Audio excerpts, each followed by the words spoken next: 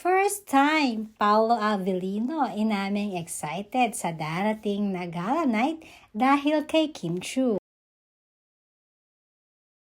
Excited na ba ang mga Kim Pao worldwide?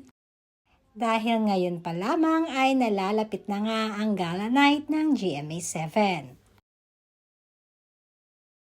Ang prestihiyosong pagdiriwang na ito ay ginaganap taon-taon. Halos lahat ng mga bigating artista ay dumadalo sa prestihiyosong pagdiriwang na ito. Madaming netizens nga ang inaabangan at nai-excite sa kani-kanilang mga idolo kung sino-sino nga ba ang magiging magka-partner at magka-date sa nasabing okasyon.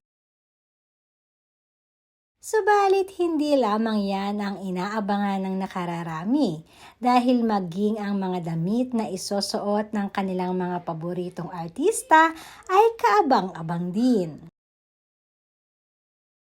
Kaya naman ay na rin sa aming napag-alaman na nagplano na pala itong si Paolo Avellino na mag-propose kay Kim Chiu na maging date nito sa gala night.